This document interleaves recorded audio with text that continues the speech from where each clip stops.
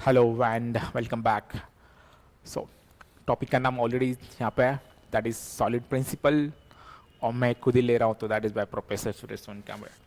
सो basically आज इसके बारे में बात करना काफ़ी इंपॉर्टेंट टॉपिक है as compared to the job interviews. और काफ़ी सारे जॉब इंटरव्यू में इसके बारे में पूछा जाता है कि what exactly the solid principle is, और इसके बारे में हमें समझना है इनके लिए क्या क्या चीज़ें रिक्वायर्ड है, और ये क्या प्रिंसिपल है, ऐसा क्या हमें प्रोविज़न देता है, और एडवांटेज क्या है ये सारे प्रिंसिपल अप्लाई करने के इन टर्म्स ऑफ कोडिंग। तो काफ़ी इंपॉर्टेंट टॉपिक है। तो इनिशियली मैं भी इसके बारे में ज़्यादा, मतलब ऑलरेडी डायरेक्टली इनडायरेक्टली हम उस पर काम करते हैं, बट चीज़ें पता नहीं होती कि ये भी चीज़ें फॉलो करनी चाहिए। एक बेसिक स्टैंडर्ड है जिसके बारे में हमें स्टडी करना है कि एग्जैक्टली है क्या। और काफ़ी सारे जॉब में इंटरव्यू में ये पूछा जाता है। मैं अभी तक काफ़ी जॉब के जेडी देख रहा था, जॉब डिस्क्रिप्शन जिसे कहा जाता है, शॉर्ट फॉर्म इज जेडी। तो वहाँ पे हमें चीज़ें कुछ रिक्वायरमेंट समझ में आती है कि क्या क्या आना चाहिए। तो मेजरली ये काफ़ी एक्सपीरियंस लोगों को भी पूछा जाता है, और आजकल तो फ्रेशर के लिए भी पूछा जाता है। तो अगर पहले से ही पता है तो आप आसानी से जॉब के इंटरव्यू के समय तुम बता सकते हो। तो मेनली तुम्हें देखो ओप्स आना चाहिए, basic object oriented concept, collection framework जो कि हमेशा इंपॉर्टेंट पार्ट होता है, एक्सेप्शन हैंडलिंग, कॉन्करेंट प्रोग्रामिंग जो थ्रेड है, मल्टीपल टास्क एक साथ कैसे एग्जीक्यूट करते हैं, लैम्डा एक्सप्रेशन स्ट्रीम एपीआई, ये मैंडेटरी है आज के डेट में, ये सब कुछ आना चाहिए। रेस्ट एपीआई, स्प्रिंग बोर्ड वगैरह तो तुम स्टडी कर ही लेते हो, डेटाबेस भी एक आता ही है तुम्हें। बट अपार्ट फ्रॉम दिस कुछ चीज़ें ऐसी है जो यहाँ पे तुम्हें एक चीज़ें अगर दिखाई दे रही है, तो मैं design and architecture required, that is solid principle and the design pattern. तो डिज़ाइन पैटर्न जैसे बहुत सारे, बट आप at least singleton design patterns आप आसानी से कर सकते हो। तो एक तो भी डिज़ाइन पैटर्न आपको आना चाहिए। And more very solid principle. तो सॉलिड प्रिंसिपल जस्ट आपको अगर रूल भी पता है तो आप आसानी से उससे टैकल कर सकते हो कि what exactly the S means क्या होता है, एस का फुल फॉर्म क्या है। मतलब सॉलिड जो है SOLID, that are 5 keyword and the 5 different principle are. ठीक है, तो उनके बारे में हमें स्टडी करना है, और मैं चीज़ें बता दूंगा कि क्या क्या चीज़ें रखना। ज़्यादा डिफिकल्ट है ना, लेकिन इस सॉलिड प्रिंसिपल अप्लाई करने से पहले आपको कुछ बेसिक चीज़ें आनी चाहिए, और वो चीज़ें क्या है उसके बारे में बता देता हूँ। तो बेसिकली ये जो उनके लिए एक्सपीरियंस लोगों के लिए क्यों है, या वो भी बता देता हूँ। बट मोस्टली फ्रेशर को भी ये चीज़ अभी आती है। तो तुम्हें सबसे ज़्यादा इंपॉर्टेंट चीज़ है ऑब्जेक्ट ओरिएंटेड जो प्रोग्रामिंग है वो बहुत सॉलिड आना चाहिए। मतलब नाम में ही सॉलिड आता है, देखो। तो अच्छी तरह से तुम्हें आना चाहिए, तुम्हें पता होना चाहिए कि क्लास क्या है, ऑब्जेक्ट क्या है, इनके बारे में पता होना चाहिए। Then after that you must aware about inheritance in very deep. Inheritance के बारे में पता होना चाहिए, क्लास ऑब्जेक्ट के बारे में पता होना चाहिए, एंड एब्स्ट्रैक्शन जो पार्ट है, एब्स्ट्रैक्शन के बारे में भी अच्छी तरह से नॉलेज होना चाहिए। एंड और एक concept that is called an interface. अगर ये 4 कोर कॉन्सेप्ट अगर तुम्हें प्रॉपरली आता है, तो नॉर्मली ये तुम्हें सब कुछ आता भी, ऐसा नहीं कि किसी को नहीं आता। But apart from this solid principle क्या कहता है to achieve the more accuracy और in do the code in more proper way, ये कुछ और उसको प्रिंसिपलाइज या कुछ रूल्स या कुछ स्टैंडर्ड प्रोवाइड करता है। उस स्टैंडर्ड को अगर हम फॉलो करते हैं तो कोड काफ़ी optimise and reusable, readable and सबसे बेस्ट परफॉर्मेंस देने वाला बन जाता है। नॉर्मल कोडिंग करना एक अलग बात है जो रेगुलर वैसे हम ऐसे भी करते आ रहे, अगर उसी को अगर हम सॉलिड प्रिंसिपल के साथ जोड़ दिया जाता है तो it will be a smoother way, और सबसे जो स्टैंडर्ड हो जाता है हाई क्वालिटी का, जो most of the top most company उसे फॉलो करती है। तो वही रीजन है। तो हमें यही समझना है कि एग्जैक्टली है क्या, और ऐसे कौन से स्टैंडर्ड हमें फॉलो करने के लिए अलाउ करता है। That standard we need to understand. तो उसका एक छोटा सा PPT प्रेजेंटेशन मैंने बनाया है, तो you explain it shortly. Then coding का भी मैं बनाया हूँ, मैं कोड भी एक्सप्लेन करूँगा कि क्या हम पहले कोडिंग करते थे और क्या नहीं करना चाहिए, या उसे चेंजेस क्या लाने हैं उसके बारे में भी हम बात करेंगे। तो सबसे पहले दिस इज आप देख पा this object oriented design principle for clean and the maintainable code. Code करना इज अ जनरल वे, और उसे क्लीन और मेंटेन रखना in the way of the solid principle that we need to find. तो इस पे प्रेजेंटेशन में थोड़ा सा थेरोटिकल पार्ट में बता दूंगा कि फुल फॉर्म क्या है in short 2-3 minutes, and then will go for the what exactly do the changes in the terms of coding उसके बारे में स्टडी करेंगे। इसे बहुत ऐसे बड़ा बनाया गया है, यूट्यूब पे भी आप ऐड देखते होगे कि master in solid and master in this, वो उतना हवाबाजी करने की ज़रूरत नहीं। There are some basic standard और वो हम आसानी से उसे कवर अप कर सकते हैं। क्योंकि सबसे पहले हम जाएंगे कि what exactly the solid is. तो सॉलिड जैसे नेम होता है कि solid is set of 5 design principle, जैसे मैंने बताया था। अब इनका एक एक लाइन का मीनिंग समझो। और basically solid is a short form, basically याद रखो। सॉलिड मतलब जैसे नॉर्मली इंग्लिश में बोला जाता है सॉलिड है भाई तू बहुत सॉलिड दिख रहा है, सॉलिड मतलब बहुत भारी नहीं होता। This are the short forms of all the principle combine together, और उसको उन्हें बनाया गया। तो उसका एक वर्ड भी बनता है, उसका भी मीनिंग है, बट एग्जैक्ट मीनिंग सॉलिड का मतलब सॉलिड नहीं होता, या सिंगल। क्योंकि एस का मतलब होता है कि single responsibility and the principle. अभी जैसे अब एक लाइन में स्टडी करते तो कुछ समझ में आ रहा था इसका मतलब क्या है, वो भी हम समझेंगे इन आगे जाके। तो लास्ट तक देखा तो ऑब्वियसली सब समझता है, और ऐसे भी मैं ज़्यादा बहुत शॉर्ट समय में बहुत सारी चीज़ें एक्सप्लेन करने का ट्राई करता हूँ तो तुम्हें समझ में आ ही जाएगा। तो सेकंड है ओपन एंड क्लोज प्रिंसिपल। ये ऐसे कौन सी प्रिंसिपल है और हमें उसे कैसे अप्लाई करना है और किस जगह पे अप्लाई करना है, वो भी मैं पार्ट दिखा दूंगा। बट अभी के लिए एक जनरली जान लो कि इनिशियली अगर तुमने पूछा किसी ने इंटरव्यू में कि व्हाट इज अ सॉलिड, तो सॉलिड आप बता सकते हो solid sir it's provide 5 different kind of principle where we can apply on object oriented programming concept like in class, object, interfaces, abstraction, where this solid principle may be get applied. Okay, and to S stand for single responsibility, O stand for open and close principle, L का होता है list का substitution principle, interface segregation principle या dependency integration principle. तो ये अलग अलग principal है, उसको हमें कैसे अप्लाई करना है, उसका एक शॉर्ट फॉर्म हमें याद होना चाहिए, फुल फॉर्म भी पता होना चाहिए। That is a word of solid. तो इससे सॉलिड बनता है SOLID, और इसका मीनिंग ये है different different principle. There are 5 different principle about a solid. तो इसमें से अगर फर्स्ट तुम देखते हो तो single responsibility principle, that is one class should have only one responsibility, इसका मीनिंग होता है। ठीक है, अभी जैसे मैं इसको थोड़ा सा एक्सप्लेन करता हूँ, देन हमें कोडिंग पार्ट भी दिखा दूंगा कि हाउ एग्जैक्टली कोड रहना चाहिए और हमें क्या चेंजेस करना चाहिए, उसके बारे में हम जानते हैं। तो ये की है, इनका कहना सिंपल है कि एक क्लास अगर तुम बना रहे हो तो एक ही क्लास में मल्टीपल चीजें एक साथ मत करो। अगर वो कर रहे हो तो आगे जाके कोड कंटेंट मेंटेन करने में डिफिकल्ट हो जाता है। ठीक है, कोड भी हम समझेंगे और डिटेल, अभी सिंपली एक लाइन में एक्सप्लेन करता हूँ। फॉर एग्जाम्पल अगर 2000 है, दूसरा देख पा रहे हो कि open and close principle. Software entire should be open and for the extension but close for the modification. अभी ये जो है थोड़ा सा डिफिकल्ट तो लगेगा कि ये क्या कहना चाह रहा है भाई तू। सॉफ्टवेयर जो एंटिटीज है should be open for extension and but close for the modification. ऐसे अगर सिर्फ थ्योरी हम याद रखेंगे तो उसका मीनिंग शायद हम नहीं समझने पाएंगे। इसीलिए मैंने एक नेक्स्ट पीडीएफ भी बनाया जिसके अंदर सैम्पल कोड भी है, और वो अच्छी तरह से मैं एक्सप्लेन भी कर दूंगा कि ताकि तब चीज़ें क्लियर हो जाए। पर अभी के लिए थोड़ा सा समझ लो कि क्या क्या हो जाता है। फिर हम थर्ड वे में चले जाते हैं। थर्ड वे में ये है कि लिस्को सब्स्टिट्यूशन प्रिंसिपल, वो कहता है कि child class should replace the parent class. ये भी थोड़ा सा हम समझ सकते हैं कि चाइल्ड और पेरेंट का मतलब कहीं तो इनहेरिटेंस के रिलेटेड ही कॉन्सेप्ट है। अभी के लिए इतना याद रखो, देन हम will go for the next. अभी आगे जाएंगे, that is interface segregation principle. The client should not be force to implement interface, they do not use. मतलब इंटरफेस का रूल हमें थोड़ा सा पता है कि इंटरफेस के अगर बहुत सारी चीज़ें हम लिखते हैं, अगर किसी ने उसे इम्प्लीमेंट किया तो सारी चीज़ें हमें इम्प्लीमेंट करनी पड़ सकती है। तो इनका कहना है कि वो फोर्स मत करो। तो इसका मतलब क्या है, फिर इसका अल्टरनेटिव क्या है, वो भी हम देखेंगे। वो ये कहता है कि that is interface segregation principle. एक लास्ट प्रिंसिपल है, उसे कहा जाता है dependency segregation. Once depends on abstracts not concurrent classes. तो इसका मीनिंग भी एग्जैक्टली क्या है वो भी हम समझेंगे। तो एब्स्ट्रैक्ट क्लास के रिलेटेड कंसेप्ट है, मतलब जो घुमा फिरा के हम यहाँ पे अगर देख पा रहे हो तो थोड़ी बहुत हमें चीजें समझ में आई। तो फर्स्ट प्रिंसिपल से लेकर लास्ट प्रिंसिपल तक कहीं ना कहीं क्लास और ऑब्जेक्ट के बारे में बात किया गया, कहीं ना कहीं इनहेरिटेंस के बारे में बात किया गया। अभी हमें समझ रहा है कि एब्स्ट्रैक्शंस, तो there is inheritance, class objects, abstraction, interface. So these are the 5 core object oriented concept. उसी को प्रॉपर तरीके से अरेंज करने के लिए there are different 5 principles, जैसे single responsibility, close and open and close application, interface segregation, ऐसे different different principal हमने बताए गए। तो अभी हम मोर क्लियरिटी से उसे समझेंगे कि एग्जैक्टली हर एक प्रिंसिपल का मीनिंग क्या है, और विद कोडिंग एंड एक्सप्लेनेशन के साथ। चलो तो अभी स्टार्ट करते हैं। तो जैसे मैंने पीडीएफ भी मैं आपको दे दूंगा क्योंकि आपके लिए बनाया गया, मैं रख के भी क्या करूँगा।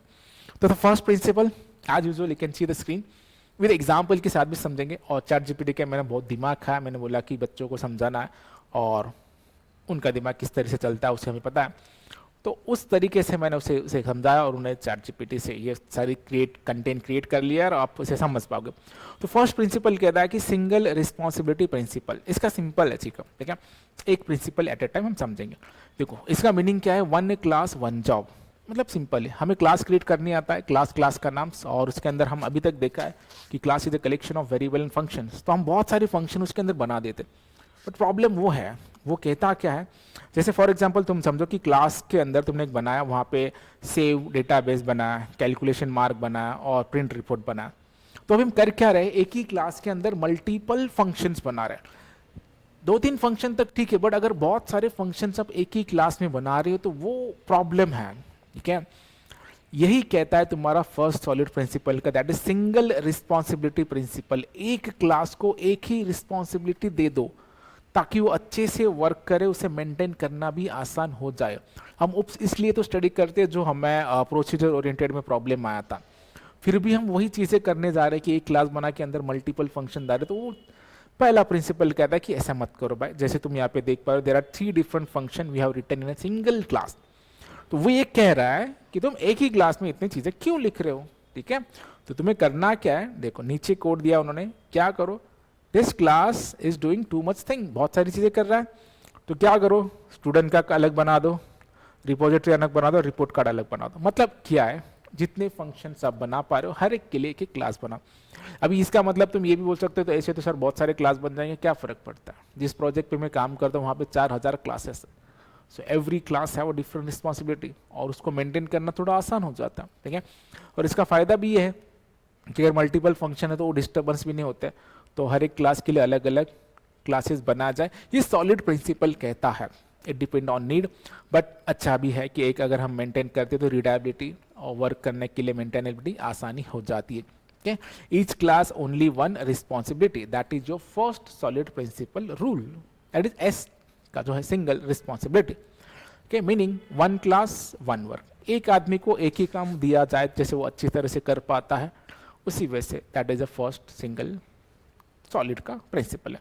अभी सेकेंड पे जाते हैं, जैसे हमने लास्ट पीपीटी में देखा तो थोड़ा डिफिकल्ट लगा था, बट अभी हम देखते हैं इसका कहना क्या है। देखो ओपन क्लोज प्रिंसिपल, अभी तुमने इफ एल्स लेटर लगाया होगा या बहुत सारी चीजें एल्स से किया होगा, तो कहना क्या चाहता है, open for extension close for modification. मतलब क्या है समझो, you should able to write a new feature without changing to the old code.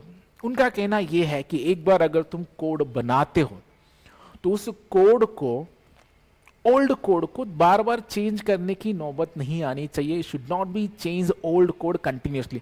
हाँ, आप नया कोड जरूर ऐड कर सकते हो, बट जो पहले से बना हुआ कोड है उसे चेंज करना नहीं चाहिए। जैसे इस एग्जाम्पल में तुम देख पा रहे होगे, तो थोड़ा सा मैं जूम आउट कर लेता हूँ so that you can clearly look out.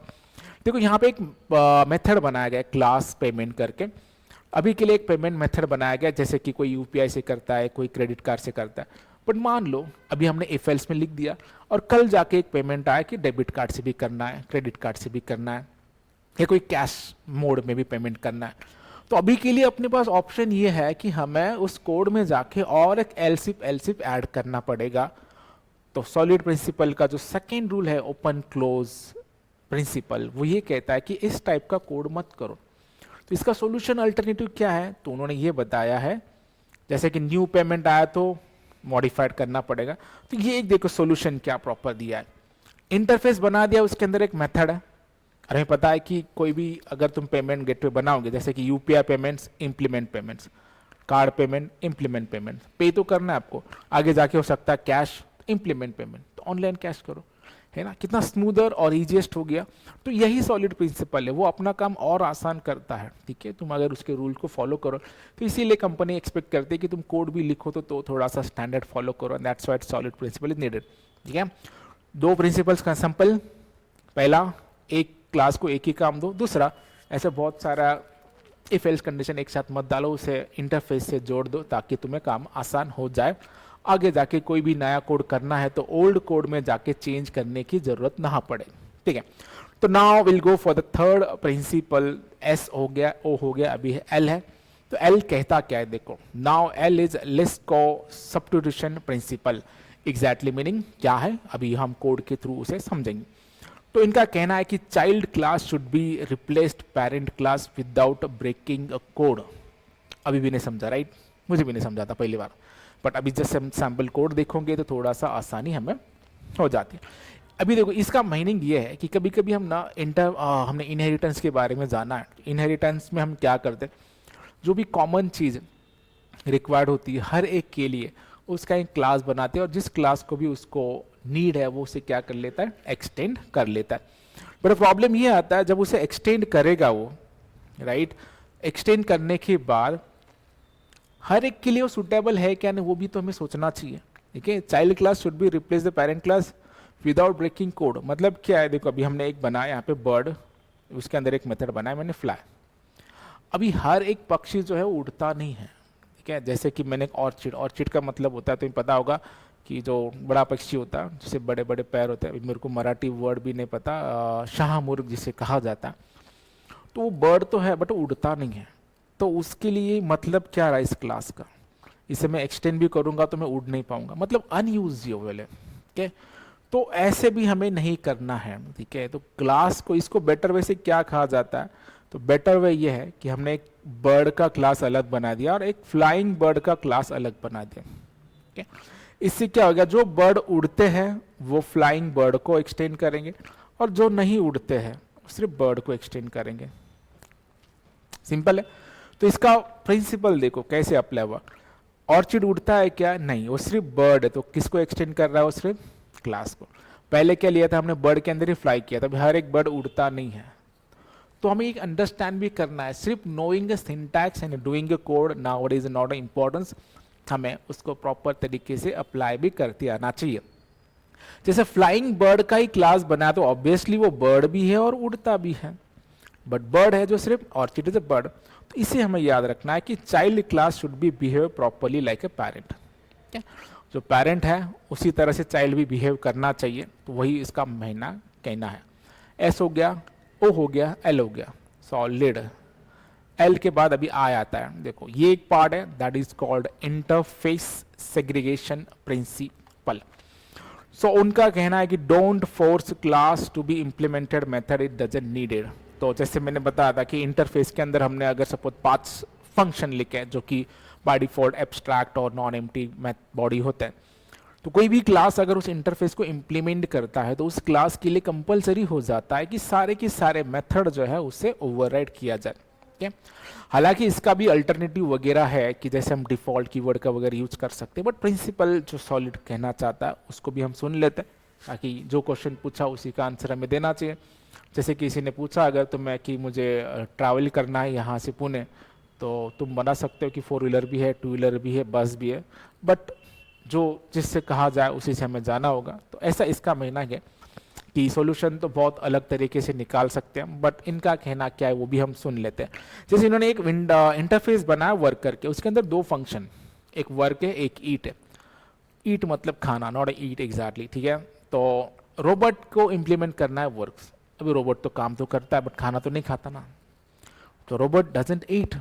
तो उसके लिए ईट ओवरराइड करने का मतलब ही नहीं बनता, तुम अननेसेसरी कोड को इंप्लीमेंट करो, अननेसेसरी कोड को सिलेक्ट करो, तो दैट्स अ प्रॉब्लम। इसीलिए इंटरफेस सेग्रीगेशन करना मतलब क्या है, 2 इंटरफेस बना दो, एक वर्केबल जो वर्क करता है, ईटेबल जो ईट करता है, तो बेटर हो गया। Small interface are the better. तो instead of doing 1 interface and within 1 interface add all the function, यही इसी तरह से हो गया जैसे कि तुम क्लास बना रहे थे, एक क्लास के अंदर सारे फंक्शन लिखने से अच्छा अलग अलग फंक्शन के क्लास बना दो। ऐसे वैसे एक ही इंटरफेस के अंदर सारे फंक्शन लिखने से अच्छा मल्टीपल इंटरफेस बना दो।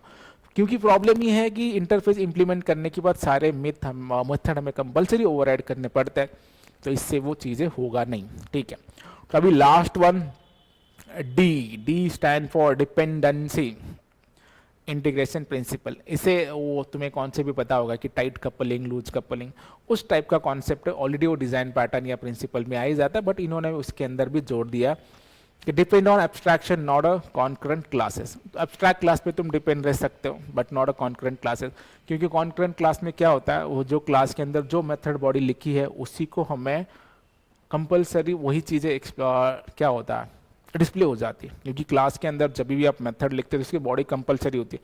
एंड ऑब्वियसली अगर क्लास का ऑब्जेक्ट बना के मेथड कॉल करते तो जो मेथड के अंदर लिखा है वही एग्जीक्यूट होता है, ठीक है। फॉर एग्जाम्पल अभी मैंने एक क्लास यहाँ पे दिया, एक इंजन दिया और एक कार दिया, और कार के अंदर मैंने इंजन बना दिया। कल जाके अगर मेरा कोई इंजन का फॉर्मेट चेंज होता है, कुछ चेंज हो जाते हैं, तो मुझे डिपेंड रहना पड़ेगा इंजन पे, क्योंकि इंजन का ऑब्जेक्ट कहाँ पे बना है, तुम्हारा कार पे बना है। तो it is tightly coupling car and engine. तो हर एक कार के लिए इंजन चाहिए होता है, और इसका ऑब्जेक्ट यहाँ पे बना है। मतलब कल जाके अगर इंजन में कुछ चेंज आए तो मुझे कार के अंदर जाके उसे चेंज करना पड़ेगा। तो मतलब it is car is tightly connected to the engine classes. तो इसका सोल्यूशन क्या है, हम क्या करेंगे, एक इंटरफेस बनाएंगे इंजन, क्योंकि इंजन जो है हर एक के लिए लगता है। तो तुम अगर उसे पर्टिकुलर क्लास के अंदर हर एक इंजन का ऑब्जेक्ट बना देंगे, कल जाके कुछ मोटरसाइकिल आ जाएंगे, कल जाके कुछ ट्रक आ जाएंगे, हर एक के लिए तो इंजन चाहिए। तो हर एक क्लास के अंदर जाके ऑब्जेक्ट बनाने की जरूरत नहीं पड़ती, तो मैं इजीली तुम नीचे जा सकते हो। तो करेक्ट वे क्या है, एक इंटरफेस डिजाइन करो और इसे तुम इंप्लीमेंट करो, जो जो चीजें चाहिए तुम यहाँ पे इनिशियलाइज करो। Use interface not direct object. Interface से काफी सारी चीजें जो है काफी आसान हो जाता है, ठीक है। तो आई होप इस सारे प्रिंसिपल तुम्हें आसानी से समझ में आ गए होंगे। तो इसे प्रॉपरली तुम थोड़ा सा रिफ्रेश करो और इसे प्रैक्टिकली भी इंप्लीमेंट कर सकते हो। Thank you guys, thank you for watching. So keep watching and thank you.